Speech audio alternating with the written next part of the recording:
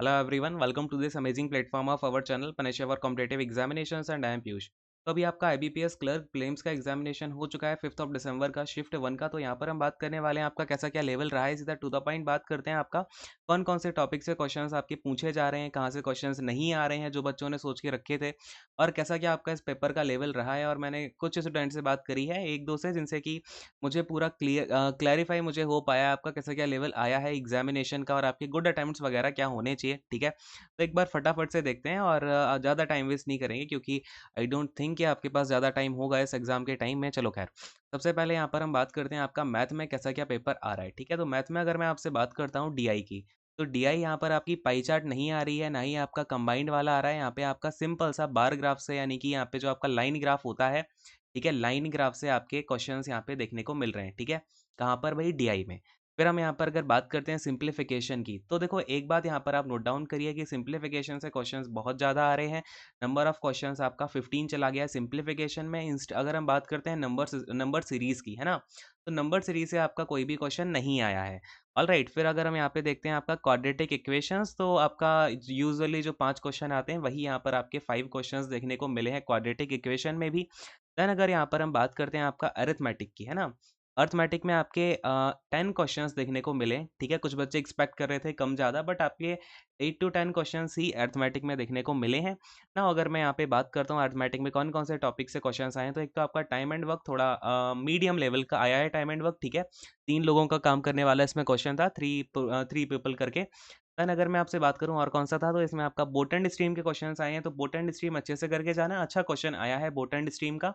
Then यहाँ पर अगर हम बात करते हैं तो आपका ट्रेन के ऊपर भी क्वेश्चन आया है। तो टाइम एंड डिस्टेंस में आपका बोट स्ट्रीम और ट्रेन दोनों से क्वेश्चंस पूछ लिए हैं। देन अगर हम यहाँ पे बात करें तो आपका एज का क्वेश्चन आया है, पी एंड एल का तो ऑफकोर्स आना है, तो वो तो आया ही है आपका। देन एसआई से क्वेश्चन पूछा है, और आई थिंक सीआई से भी आपका कुछ क्वेश्चन पूछा होगा, बट मुझे एसआई से बताया है स्टूडेंट ने। बाकी अगर आपने अभी एग्जामिनेशन दिया है तो अर्थमेटिक अगर आपको और भी टॉपिक याद हो किससे क्वेश्चन आए हैं, तो नीचे कमेंट करके बताना अगर मुझे, बट शायद एसआई से ही आपका क्वेश्चन पूछा गया है। ठीक है, नेक्स्ट वाले आपके हम स्लाइड पे आते हैं, जिसमें कि हम बात करेंगे अब आपसे इंग्लिश की, कि इंग्लिश में आपका कैसा क्या लेवल रहा है एग्जामिनेशन का। ठीक है, तो इंग्लिश में देखो यहाँ पर आपका जो आपका नॉर्मली इम्प्रूवमेंट आता था, उसके इम्प्रूवमेंट की जगह आपका फ्रेज रिप्लेसमेंट यहाँ पर देखने को मिला है। ठीक है, इम्प्रूवमेंट की प्लेस पर आपका फ्रेज रिप्लेसमेंट यहाँ पर इंग्लिश में देखने को मिला है। क्वेश्चंस आपके, अगर मैं वैसे भी नॉर्मल से एक ही बात है आपका, आप चाहे इंप्रूवमेंट बोल दो, कुछ बच्चे उसे फ्रेज रिप्लेसमेंट भी बोल देते हैं। तो नंबर ऑफ क्वेश्चंस इसमें आए हैं आपके 4। देन अगर मैं आपसे बात करूं एरर की, तो एरर आपकी बहुत ही इजी आई है। आप अगर आपने बेसिक वगैरह इंग्लिश ग्रामर पढ़ी है तो आप बहुत ही आराम से एरर्स को कर सकते हो। इसमें 5 क्वेश्चंस आपके एरर के आए हैं, बहुत इजी। देन अगर मैं बात करूं आपके वोकैब से, तो वोकैब से आपके सिनोनिम्स एंड एंटोनिम पूछे गए हैं। ठीक है, साइनो एंड एंटो आपके पूछे गए हैं। और अगर मैं बात करता हूँ एंटोनिम्स आपके 1 आए हैं, और आपके सिनोनिम्स जो है वो 2 क्वेश्चन पूछे गए हैं। टोटल कितने क्वेश्चन हो गए भाई, 3 क्वेश्चंस आपके वोकैबुलरी से आए हैं। ऑलराइट, फिर अगर हम यहाँ पे बात करते हैं आपसे कि क्लोज टेस्ट में आपके कितने क्वेश्चंस बने हैं, तो क्लोज टेस्ट के आपके 5 क्वेश्चंस देखने को मिले हैं। देन आ जाता है आपका यहाँ पर पैरा जंबल। ठीक है, देखो भाई, पैरा जंबल से आपके अगर हम क्वेश्चंस की बात करें, तो पैरा जंबल से आए हैं आपके 3 क्वेश्चंस, और यहाँ पे आपके 4 सेंटेंसेस वाले क्वेश्चन थे। ठीक है, 4 सेंटेंस वाले क्वेश्चन से, और पैरा जंबल के नंबर ऑफ क्वेश्चन आपकी 3 हैं। और फिर आपका वर्ड रीअरेंजमेंट आया है। वर्ड रीअरेंजमेंट मैंने आपको बता दिया ना, 5 क्वेश्चंस आए हैं ऊपर। ओके, वर्ड रीअरेंजमेंट मैंने आपको नहीं बताया है। देखो, वर्ड रीअरेंजमेंट आपके यहाँ पे नंबर ऑफ क्वेश्चंस आए हैं 5। ठीक है, वर्ड रीअरेंजमेंट के नंबर ऑफ क्वेश्चंस कितने हैं, 5 क्वेश्चंस आपके वर्ड रीअरेंजमेंट से पूछे गए हैं।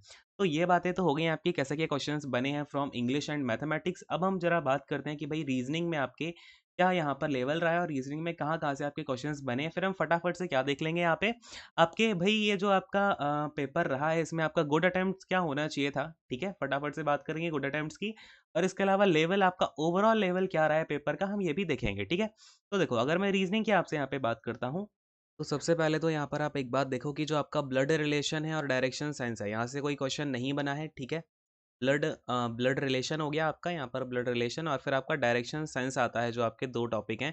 यहाँ से कोई भी क्वेश्चन नहीं पूछा गया। ठीक है, और अगर हम पजल की बात करते हैं, सबसे पहले बच्चों को यहीं पर दिक्कत होती है पजल्स में। तो पजल देखो आपकी 2 पजल आई थी। ठीक है, 2 क्वेश्चन आए थे पजल के, और एक शेड्यूलिंग वाले थे ये दोनों। ठीक है, कौन से थे भाई, शेड्यूलिंग वाले थे। एक आपका ईयर बेस्ड था, कौन सा था भाई, एक आपका ईयर बेस्ड था, दूसरा आपका था मंथ बेस्ड। ठीक है, मंथ बेस्ड था और आपका ईयर बेस्ड था। तो ये आपके 2 क्वेश्चन हो गए पजल के। फिर हम यहाँ पे बात करते हैं आपका जो फ्लोर बेस्ड पजल थी, ठीक है? आपकी फ्लोर बेस्ड पजल आई थी एक। अच्छा, इसमें कितने क्वेश्चन हो गए? 2 पजल मीन्स यानी कि 10 क्वेश्चन आपके यहाँ पर हो गए। अब आते हैं फ्लोर बेस्ड पजल पे। तो फ्लोर बेस्ड पजल जो थी आपकी ये 8 फ्लोर्स वाली आई थी और इसमें कोई भी फ्लोर आपका वैकेंट नहीं था, ठीक है? कोई भी फ्लोर वैकेंट नहीं था, 8 फ्लोर थे, 8 पीपल थे और सारे के सारे जो आपके फ्लोर हैं वो ऑक्यूपाइड थे। तो ये आपकी फ्लोर बेस्ड पजल आई थी एक। फिर हम अगर बात करते हैं तो फिर आपका एक टैबुलेशन पजल आई थी, ठीक है? कौन-सी पजल आई थी यहाँ पे? टैबुलेशन वाली पजल आपकी यहाँ पर पूछी गई थी। ना अगर मैं टैबुलेशन पजल की बात करता हूँ तो यहाँ पे आपका जो है नॉन वेरिएबल वाली आई थी, ठीक है? इसमें कोई भी वेरिएबल नहीं था, ठीक है? नो वेरिएबल वाली आपकी ये पजल बनी थी। इसके बाद अगर हम बात करते हैं आपका जो अल्फ़ा न्यूमेरिकल सीरीज़ है, इसमें से अगेन आपका कोई भी क्वेश्चन नहीं आया था। इंस्टेड ऑफ दैट अगर मैं आपसे अल्फ़ा न्यूमेरिकल सीरीज़ की बात करता हूँ तो ये नहीं आई थी आपकी, बट नंबर सीरीज़ आपकी आई थी यहाँ पर, ठीक है? कौन-सी सीरीज़ आई थी? नंबर सीरीज़ आपकी पूछी गई थी और जो नंबर सीरीज़ भी थी वो काफ़ी लॉन्ग थी बट इतनी ज़्यादा टफ नहीं थी, ठीक है? बात को समझने की कोशिश करना यहाँ पे।